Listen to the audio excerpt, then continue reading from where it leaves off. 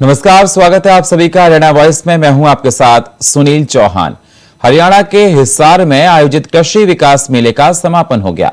मेले के समापन कार्यक्रम में प्रदेश के मुख्यमंत्री मनोहर लाल ने शिरकत की। इस दौरान कार्यक्रम को संबोधित करते हुए मुख्यमंत्री मनोहर लाल ने कहा कि हरियाणा कृषि प्रधान होने के साथ किसान प्रधान प्रदेश है। हरियाणा के किसान जवान पहलवान धाकड़ हैं। मशीनी युग के कारण किसान का काम आसान हुआ है।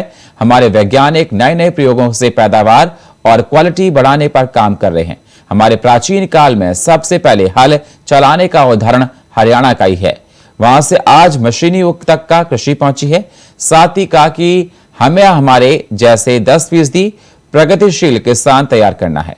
किसान और कृषि को और भी मजबूत बनाना होगा। पूरे देश में हरियाणा सरकार एमएसपी पर फसलों की खरीद कर रही है।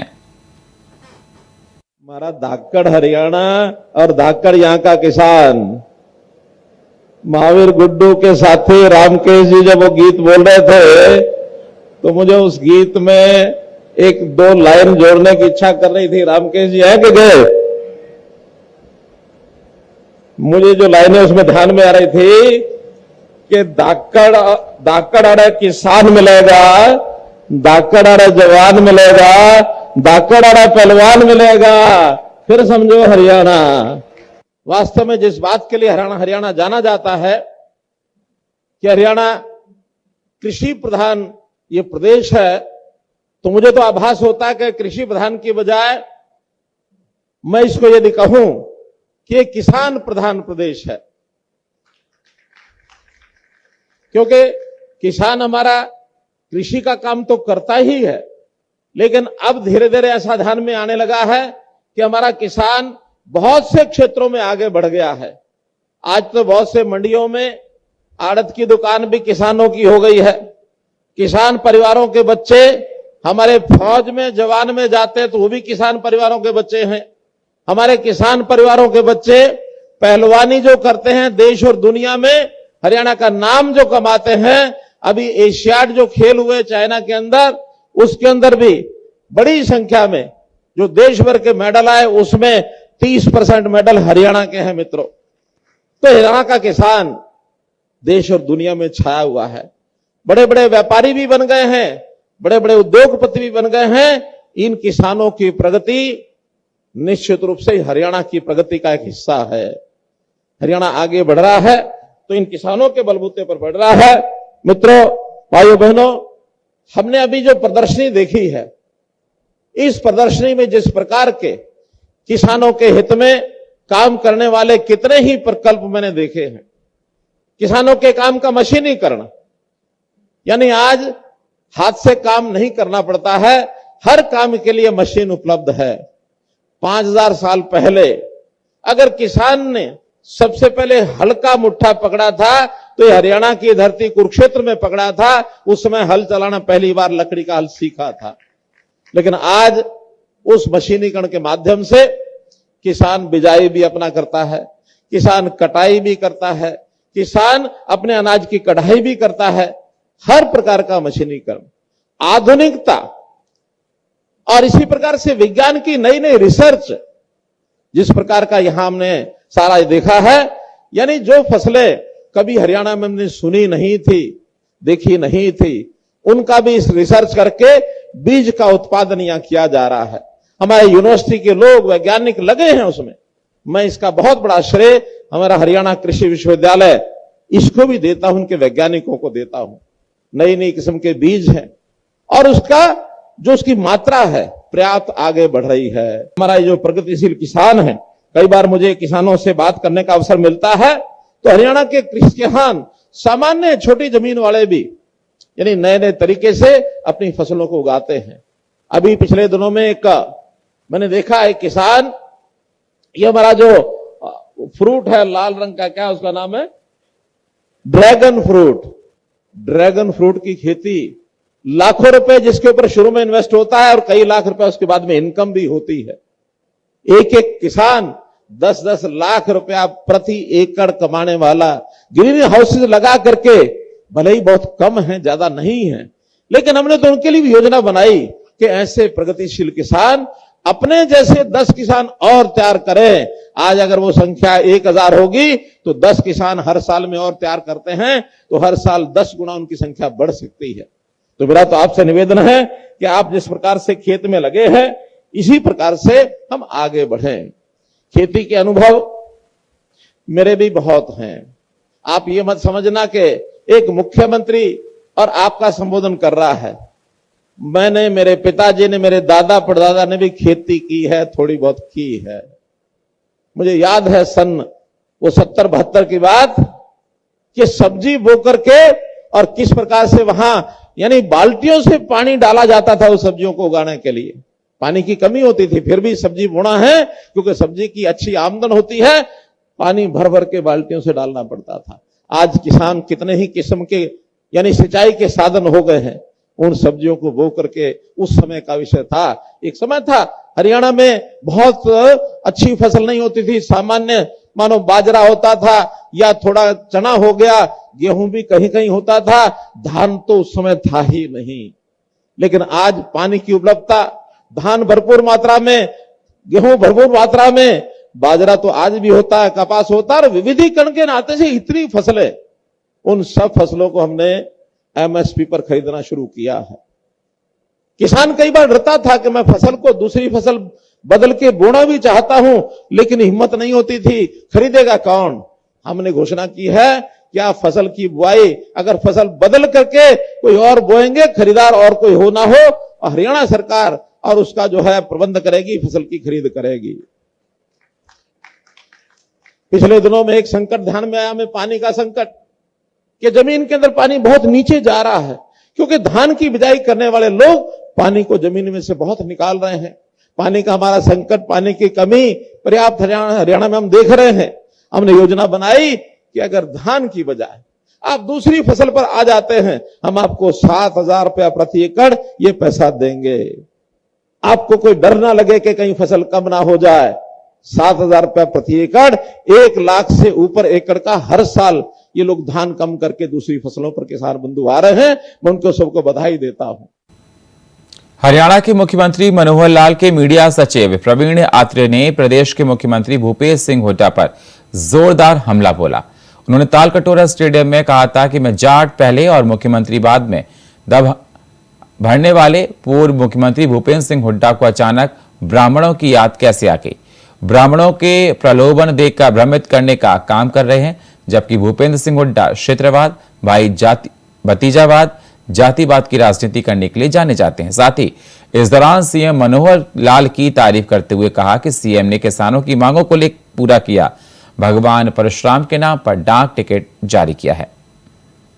भूपेंद्र सिंह हुड्डा जो पूर्व मुख्यमंत्री हैं, उनको एक लंबे समय के बाद अचानक ब्राह्मणों की याद आई।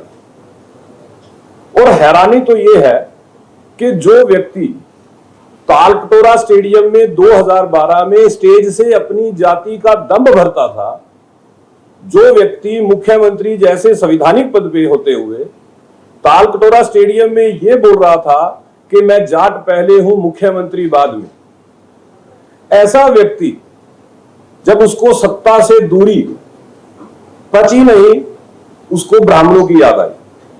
एक बार फिर भूपेंद्र सिंह हुड्डा ने कल ब्राह्मणों को प्रलोभन में लेने का या यूं कहिए भ्रमित करने का प्रयास किया।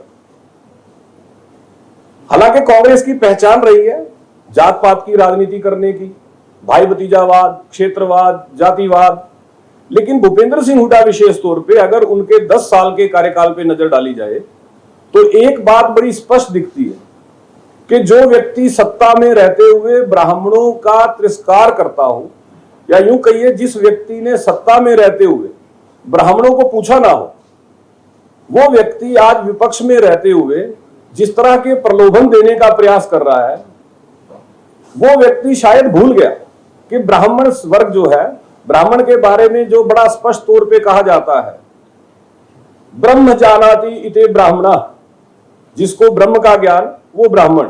और ऐसे वर्ग को भूपेंद्र सिंह हुड्डा प्रलोभन देने का प्रयास कर रहा है अपने इतिहास को भुलाकर। हुड्डा साहब से हालांकि पत्रकार साथी मुझे लगता है कि ये सवाल अवश्य पूछेंगे कि हुड्डा साहब आपकी तो राजनीति जो है वर्ग विशेष की राजनीति रही है, आपकी राजनीति तो क्षेत्र विशेष की राजनीति रही है। आपके जब सत्ता में आप थे उस वक्त आपने ब्राह्मणों के लिए क्या किया आपको बताना वो चाहिए था। हुड्डा साहब आज ये कह रहे हैं कि हम ब्राह्मण आयोग बनाएंगे। हुड्डा साहब जब 10 साल सत्ता में थे तब आपको याद नहीं आई थी। आज हुड्डा साहब ये कहते हैं कि अगर हम सत्ता में आ गए तो ब्राह्मण को उप मुख्यमंत्री बनाएंगे। हुड्डा साहब आप ब्राह्मण को याचक के तौर पे देखना चाहते हैं। हुड्डा साहब को यह बात याद रखनी चाहिए कि आज वर्तमान सरकार मुख्यमंत्री मनोहर लाल ने जो सम्मान ब्राह्मण वर्ग को दिया है, हरियाणा के इतिहास पे आप नजर डालें तो आप पाएंगे आज हरियाणा प्रदेश के अंदर 4 लोकसभा राज्यसभा सांसद है ब्राह्मण वर्ग के। 2009 से 2014 तक हुड्डा साहब प्रदेश के मुख्यमंत्री थे। एक सवाल पूछना चाहिए कि हुड्डा साहब आपने उस वक्त ब्राह्मणों को प्रतिनिधित्व क्यों नहीं दिया? क्या उस वक्त आपको ब्राह्मणों की याद नहीं आई? हुड्डा साहब से एक सवाल और पूछने वाला है कि जब ब्राह्मणों की जो मांग मुख्यमंत्री मनोहर लाल ने जब करनाल के अंदर भगवान परशुराम महाकुंभ का आयोजन हुआ, जो सम्मान ब्राह्मण वर्ग को दिया और जो ब्राह्मण वर्ग ने मांगे मुख्यमंत्री मनोहर लाल के सामने रखी और जिन मांगों को मुख्यमंत्री मनोहर लाल ने बहुत ही दरियादिली के साथ पूर्ण किया।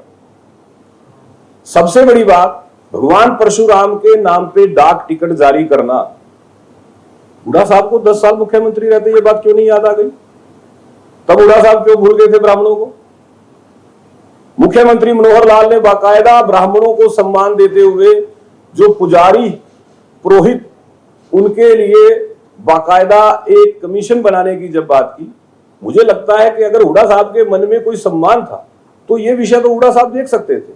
जो ब्राह्मण समाज कर्म से जिस कार्य से जुड़ा हुआ है, मनोहर लाल जी उस कार्य को एक सम्मान देते हैं, लेकिन हुड्डा साहब केवल प्रलोभन देने की बात करते हैं।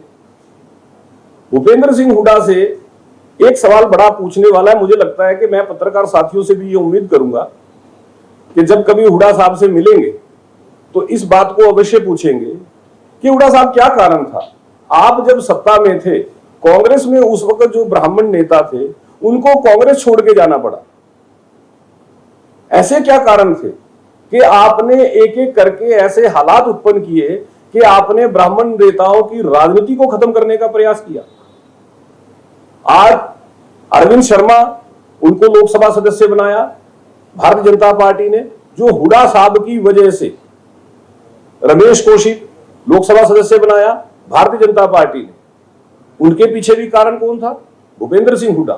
तो जो व्यक्ति लगातार ब्राह्मण समाज को दरकिनार करता रहा, जिस व्यक्ति ने कभी किसी ब्राह्मण नेता की राजनीति को पनपने नहीं दिया, आज वो व्यक्ति मीडिया बंधुओं के सामने आके जिस तरह की बातें कर रहा है, मुझे लगता है कि ये जो प्रलोभन है। चंडीगढ़ में सीएम मनोहर लाल की अध्यक्षता में उच्च अधिकारी प्राप्त क्रय समिति, high power works purchase committee और विभागीय उच्च अधिकारी प्राप्त क्रय समिति की बैठक हुई, जिसमें 1645 करोड़ रुपए से अधिक के कॉन्ट्रैक्ट और तमाम वस्तुओं की खरीद को मंजूरी दी गई। ये रिपोर्ट देखिए।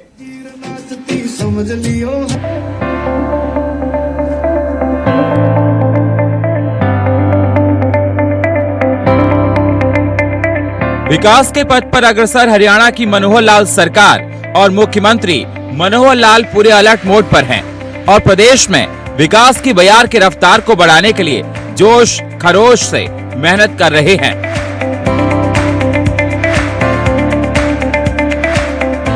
इस कड़ी में सीएम ने चंडीगढ़ में उच्च अधिकार प्राप्त क्रय समिति, high power works purchase committee और विभागीय उच्च अधिकारी प्राप्त क्रय समिति की बैठक की, जिसमें 1645 करोड़ से अधिक के कॉन्ट्रैक्ट और अलग अलग वस्तुओं की खरीद को मंजूरी दी गई।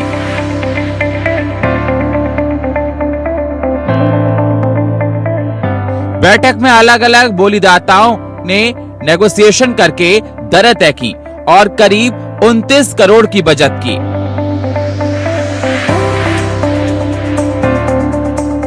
हाई पावर परचेज कमेटी की बैठक में सिंचाई, ग्रिड, पुलिस, हरियाणा विद्युत प्रसारण निगम लिमिटेड, उत्तर हरियाणा बिजली वितरण निगम, जन स्वास्थ्य अभियांत्रिकी विभाग, शुगरफेड, विकास एवं पंचायत विभाग के 29 एजेंडे, DHPPC में 7 एजेंडे और high power works purchase committee में सिंचाई, लोक निर्माण, भवन और सड़कें समेत कुल 20 एजेंडे रखे गए और सभी एजेंडों को मंजूरी दी गई। बैठक में हरियाणा पुलिस हाउसिंग कॉर्पोरेशन की तरफ से ओल्ड पुलिस लाइन हिसार में 48 टाइप 2 और 24 टाइप 3 3 मंजिला मकान बनाने को मंजूरी दी गई।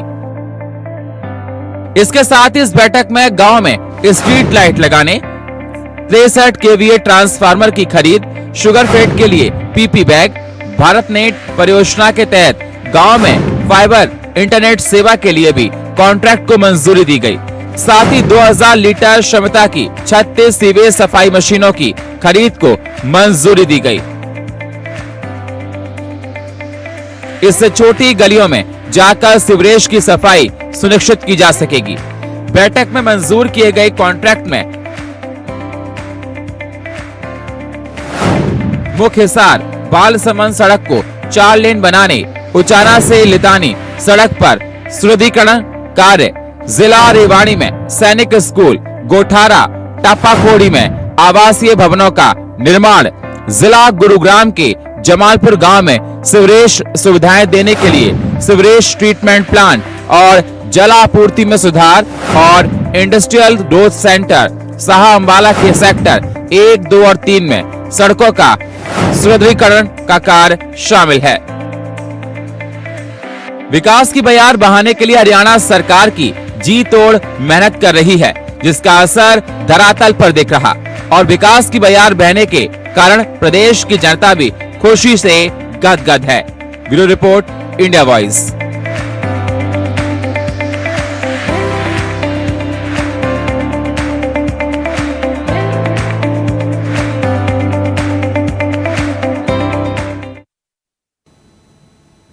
और फिलहाल हरियाणा वॉइस में इतना ही। बाकी खबरों के लिए आप बने रहिए इंडिया वॉइस के साथ। तब तक के लिए नमस्कार।